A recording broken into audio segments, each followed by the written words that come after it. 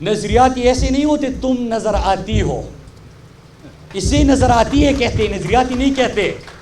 جو کبھی پرچی لہرا کے سیاست میں آ کے نظر آتی ہے، کبھی مولوی کے کنٹینر پہ اپنی نے NRO مانگنے کے لیے نظر آتی ہے، یہ ان کی سیاست ہے. وہ دوسرا فضل الرحمان اسلام بچانے کا نعرہ لے کے آیا تھا، اسلام آباد چاہیے تھا. اب ادھر ادھر پھر رہا ہے، کوئی اس کو سمجھ نہیں آ رہی کہ میں کس کے لیے آیا تھا. کیونکہ جس طرح عمران خان نے اسلام کا، ناموس رسالت کا، مسلمانوں کا مقدمہ لڑا، وہ پاکستان کی تاریخ میں کبھی کسی نے نہیں لڑا. اور عمران خان نے کہا تھا کہ میں کشمیر کا سفیر بنوں گا.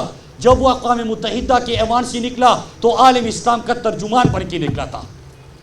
میرے پاکستانیوں، آخر میں ایک چیز جو سیاسی ڈسکشن ملک کے اندر ہو رہی ہے، عمران خان کو جو اکانومی انہوں نے دی تھی، 24,000 ارب کا قرضہ انہوں نے لیا، درآمدات بڑھتے گئے، برآمدات نہ ہونے کے برابر.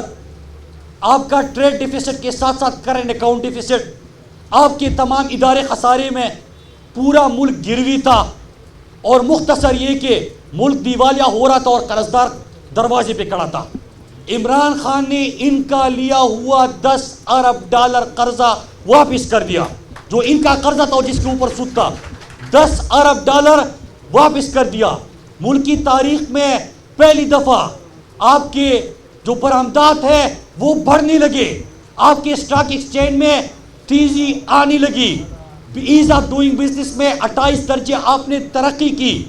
ملک بدل رہا ہے، ان کو پتہ ہے کہ عمران خان اسلام کا بھی نمائندہ، مسلمانوں کا بھی نمائندہ، پاکستان کا بھی نمائندہ، کشمیر کا بھی سفیر، اور عام طبقہ جو سڑکوں پہ بیٹھ پڑا ہوا تھا ان کو سڑکوں سے اٹھا کے ریاست نے مہمان خانے میں بٹھا دیا.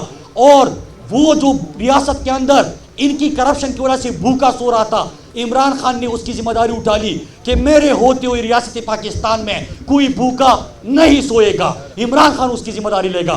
میرے پاکستانیوں، یہ پورا وہ کہتے ہیں کہ جب گاؤں کے سارے چور اکٹھے ہو جائے تو سمجھ لو کہ تانے دار ایماندار آیا ہے.